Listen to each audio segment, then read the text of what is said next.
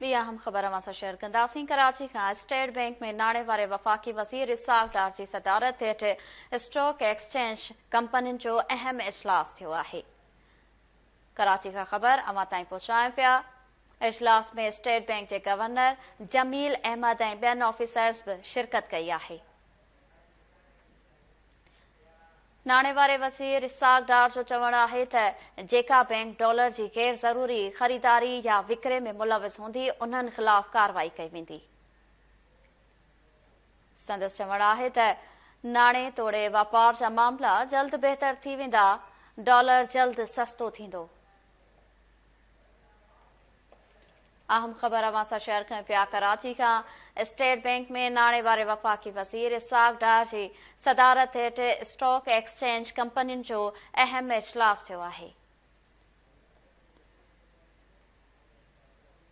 इजलास में state bank जे governor Jameel Ahmad ऐं ॿियनि ऑफिसर्स शिरकत कई आहे। कराची खां ख़बर अवां ताईं पहुचायूं पिया। इसाक़ डार जो चवणु आहे जेका बैंक डॉलर जी गैर ज़रूरी ख़रीदारी या विकिरे में मुलविस हूंदी उन्हनि ख़िलाफ़ कार्रवाई कई वेंदी।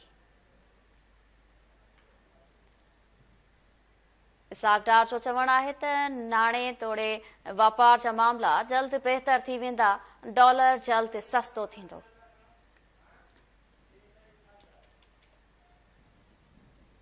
कराची खां अहम ख़बर अवां ताईं पहुचायूं पिया। स्टेट बैंक में नाणे वारे वफ़ाक़ी वज़ीर इसाक़ डार जी सदारत हेठि स्टॉक एक्सचेंज कंपनियुनि जो अहम इजलास थियो आहे।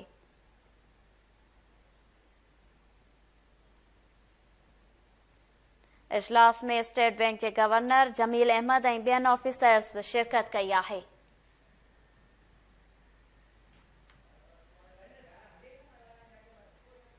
इसाक़ डार जो चवणु आहे त जेका बैंक डॉलर जी गैर ज़रूरी ख़रीदारी या विकिरे में मुलविस हूंदी उन्हनि ख़िलाफ़ कार्रवाई कई वेंदी।